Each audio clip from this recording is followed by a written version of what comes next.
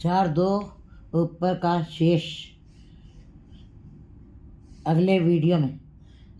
मिल संगत हर गुण गाए, जग पहुँचल दुत्तर तरिए जियो। गुरु जी कह रहे हैं कि अगर जो इस भवसागर को पार करना है, विकारों रूपी लहरों का ये भवसागर है, ये दुत्तर संसार है, इससे पार होना बहुत कठिन है, बहुत कठिन है। लेकिन कैसे पार किया जा सकता है, गुरु जी रास्ता बता रहे। मिल सत्संगत हर गुण गाए, सत्संगत में आ करके बैठ करके हरि के नाम की चर्चा करते हुए, हरि के गुणों का गान करते हुए इस भवजल संसार से, दुत्तर भव सागर से तुम पार हो सकते हो। विकारों की लहरों से तुम बच सकते हो, क्योंकि नामदेव जी कहते हैं लोभ लहरा नीजर बाजे काया डूबे केसवा। कहते तार समुंदे बांह दे बीटला। कहते हैं हे परमात्मा, मुझको अपनी बांह दे के रक्षा करो, मेरे को लोभ की लहरें खींच रही हैं, मोह की लहरें खींच रही हैं। इसका मतलब ये लहरें बहुत ही विकराल हैं। एक लहरें जो शांत हो जाती है कभी भी शांत नहीं होती जीव के अंदर। एक समय जीव कुछ दिन के लिए भूखा भी रह सकता है, कुछ दिन के लिए वो प्यासा भी रह सकता है, कुछ घंटों के लिए अपने प्राणों को भी रोक सकता है। लेकिन विकारों की जो लहरें हैं वो हर दम जीव के अंदर उठती रहती है। एक सेकंड के लिए भी ये मन कभी इन लहरों से शांत नहीं होता है। इन लहरों से शांत होने के लिए गुरुजी सत्संगत करने की बात बता रहे हैं कि सत्संगत कहती जानी जितने को नाम वखानिए। और उसी नाम की व्याख्यान करते हुए, सुनते हुए और अपने अंदर विचरण करते हुए तुम इस भवसागर से पार हो सकते हो। आओ सखी हर मेल कर, हे मेरी सखी, हे मेरे मित्रों, मुझको मिलाप करवा दो मेरे हरि से, मेरे प्रीतम का मैं दे सने। कोई ऐसा सज्जन पुरुष मुझको मिल जाए, मेरा ऐसा प्यारा दोस्त, ऐसा सच्चा मित्र मुझको मिल जाए जो मेरे प्यारे प्रीतम के साथ मेरा मिलाप करवा सकता है। क्योंकि संसार में ऐसे बाहर की खोज बहुत हो रही है। ऐसे वैज्ञानिक अनंत पैदा हो चुके हैं जिन्होंने बाहर की खोज की, और बाहर की खोज करते हुए हमने सारे सुखों को ढूंढ लिया, शरीर के सारे सुखों को ढूंढ लिया है। लेकिन कोई ऐसा वैज्ञानिक नहीं दिखाई दिया, ना उसने अपने विचारों को व्यक्त किया कि आत्मा परमात्मा का मिलाप कैसे हो सकता है, उस प्रीतम से ये कैसे मिलाप कर सकता है जीव। इसका रास्ता किसी वैज्ञानिक ने नहीं बताया है। इसलिए गुरु जी बता रहे हैं कि आओ सखी हर मेल करया, हे मेरी सखियों, आओ मिल करके, सज्जन सखियों, सज्जन पुरुषों, आओ बैठ करके ईश्वर गुरु परमात्मा के नाम का गुणों का गान करते हुए मेरे प्रीतम का मैं दे सना। ऐसा मुझे कोई तो गुरमुख जी मिल जाए जिसने उस हरि के गुणों को गान करते उसको पाया, उसको देखा है। ऐसा सज्जन पुरुष मुझको भी कोई मिल जाए जो मुझको उस प्रीतम के साथ मेरा मिलाप करवा सकता है। इसका मतलब कैसा होना चाहिए वो सज्जन पुरुष? हरि का सेवक, हरि की जय, हरि जैसा। क्या हरि का कहते परमात्मा भी कहता है कि मुझको हरि का सेवक कैसा चाहिए? जो मेरे जैसा हो। परमात्मा स्वयं प्रकाशमान है, जीव के अंदर भी नाम का प्रकाश हुआ हो। और कैसा चाहिए? हरि हरजन दो एक है, विचार कृष्ण है, जलते उपजे तरंग जो जली महात्मा। बिल्कुल हरि और हरजन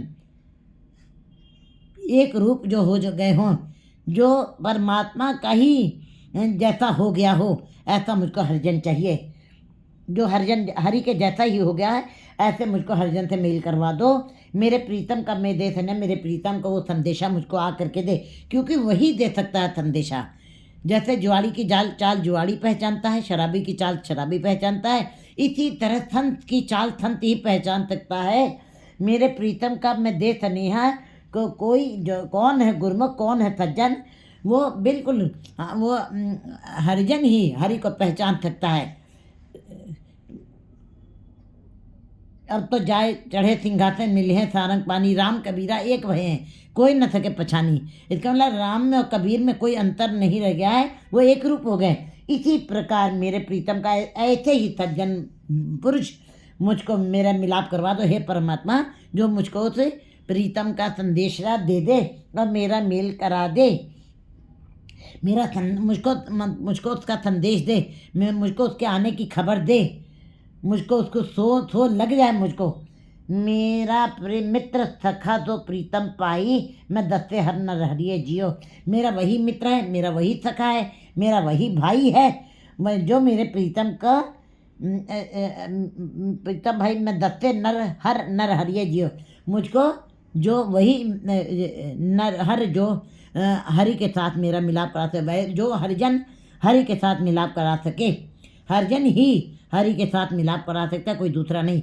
संत ही संत को दे पहचान सकता है, इसी प्रकार हरिजन ही हरि को जानता है और वही मुझको परमात्मा से मिलाप करवा सकता है। वही मेरा मित्र है, वही मेरा सखा है, वही मेरा भाई है। भाव गुरु को ही वो अपना मित्र, गुरु को ही अपना भाई, क्योंकि गुरु ही गोविंद से मिलाप कराने में समर्थ है।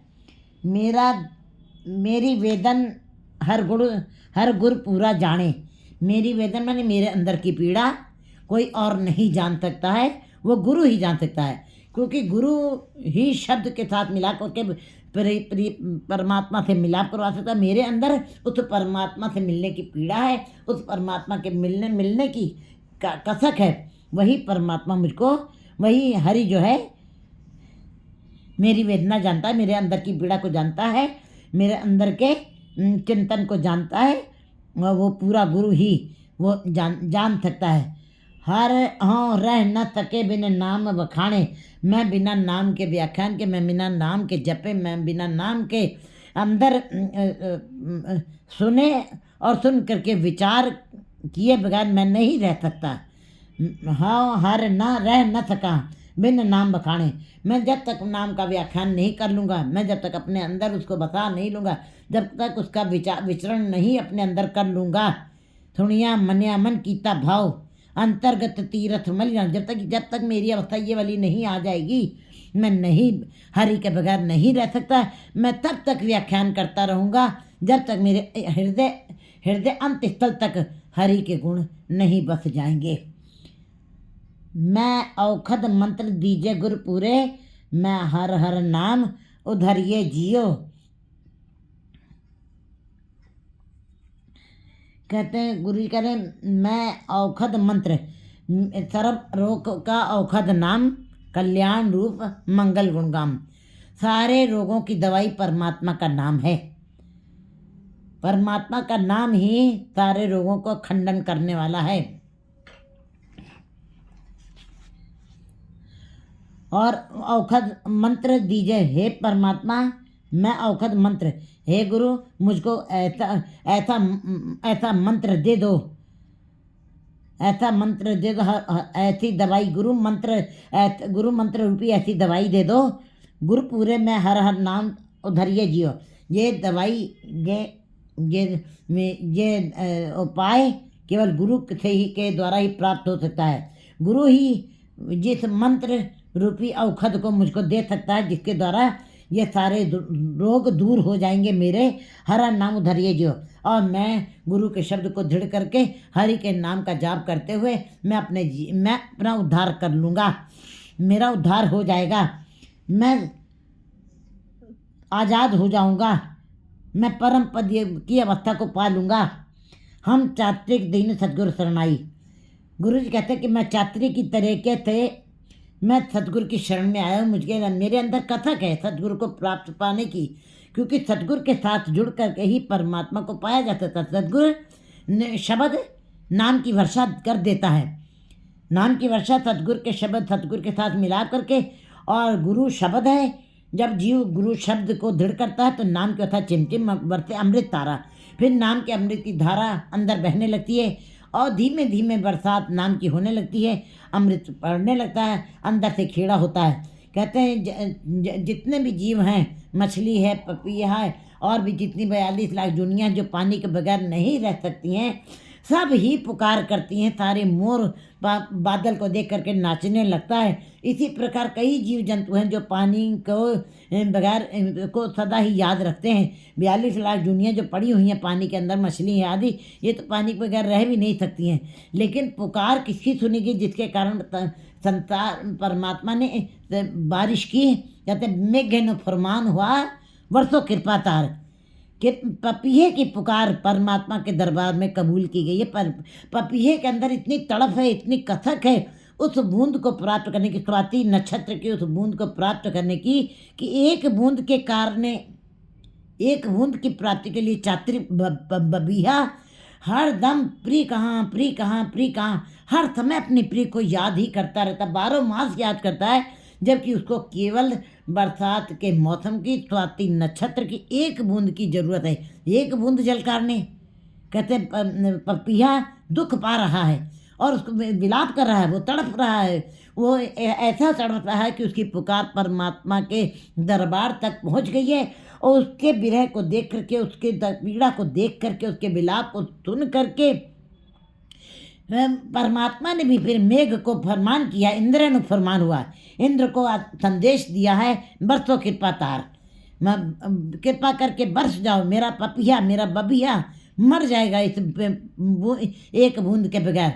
एक बूंद स्वाति नक्षत्र की कितनी ताकत देती है, वो पपीहे को जान दे रही है। और वैसे भी स्वाति नक्षत्र की वो बूंद जो है, धरती में वो बूंद एक बूंद पड़ जाती है स्वाति नक्षत्र की बूंद है, तो जहाँ पे 10 बोरे गेहूँ पैदा होता है वहाँ पे 20 होता है। जहाँ पे धरती बहुत ही उपजाऊ हो जाती है, इसका मतलब कहते हैं उस बूंद का बड़ा असर होता है धरती के ऊपर भी। इसी प्रकार उसी बूंद की आवश्यकता चात्रिक को और जीवों की तरफ भी इशारा करे गुरु जी कि गुरु शब्द रूपी स्वाति बूंद की जीव को भी जरूरत है। स्वाति नक्षत्र गुरु शब्द रूपी स्वाति नक्षत्र की एक बूंद ही जीव को भी अगर जो प्राप्त हो जाए तो कैसे मिलेगी? गुरु के पास आकर के मिलेगी, जिससे सतगुरु की शरण में आकर के मिलेगी। बता रहे हैं गुरु जी, हम चात्रिक, मैं चात्रिक हूँ, दीन सतगुरु शरणाई, मैं विलाप करता हुआ, मुझको पीड़ा है अंदर से, मेरे अंदर बड़ा ही विलाप है, मुझको गुरु शब्द रूपी बूंद चाहिए और मैं सतगुरु की शरण में आ गया हूँ। हर हर नाम बूंद मुख पाई, फिर हरि ने कृपा कर दी। जब गुरु की शरण में कोई जीव आ जाता है, विलाप करता है और अपनी पीड़ा व्यक्त करता है, तो गुरु भी उसकी पुकार को सुनकर के उसके अंदर नाम का, शब्द रूपी स्वाति नक्षत्र की बूंद को दृढ़ डाल देता है और जिससे नाम पक्का हो जाता है। फिर जीव के अंदर हर हर नाम बूंद मुपाई, हरि के नाम की, जो हरि रूपी नाम के शब्द की स्वाति नक्षत्र वाली, जिसके अंदर बड़ी ताकत है, गुरु शब्द रूपी बूंद के अंदर बड़ी ताकत है, जिससे जीव को आत्मिक ताकत मिलती है।